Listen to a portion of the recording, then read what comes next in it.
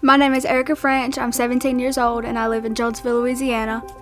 My mother had me when she was 15, and from the time that I was born, she was very drug dependent.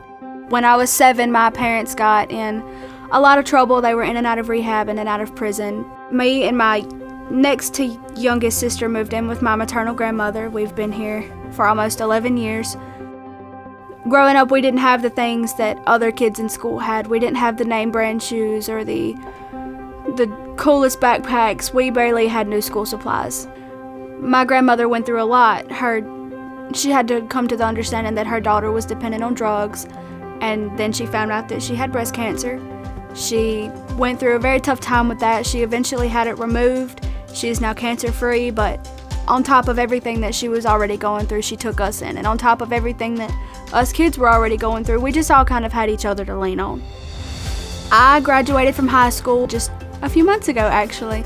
I'm 17 years old, so I graduated a year early. This past year, I took 7 extra classes, I want to say, so that I could have the full credit to graduate early.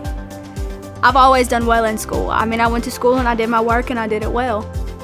I applied for the Do It Right scholarship because growing up the way that I did, I knew that I was never going to be able to pay for school. I chose to do practical nursing because helping people was just something that I've always felt passionate about. I can't remember a time when I wanted to do anything other than the medical field.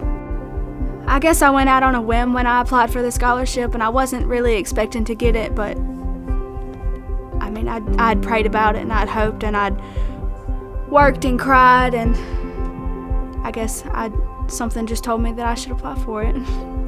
The day that I had my interview, I was on my way home and I was just thinking, man, they didn't hear anything from me today that they didn't hear from the other people that they interviewed. You know, I was sitting there and I'd eaten my supper and my phone rang, and I got a phone call from Brian Caubarreaux. He told me that he was calling to inform me that I was one of the recipients of the Do It Right scholarship this year, and I just lost my breath. I was like, oh my goodness, you know, thank you so much.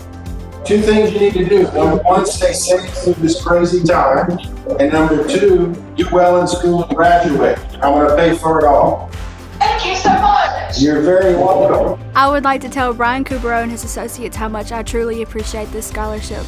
This scholarship is going to move mountains for me and give me the opportunity that I never would have had without it. I want to give back to my community. I want to give back to my grandmother because she's given up so much for me, and the Do It Right scholarship can change your life. It's truly changed mine. I want to be the type of person that Brian is. Fill out your application today.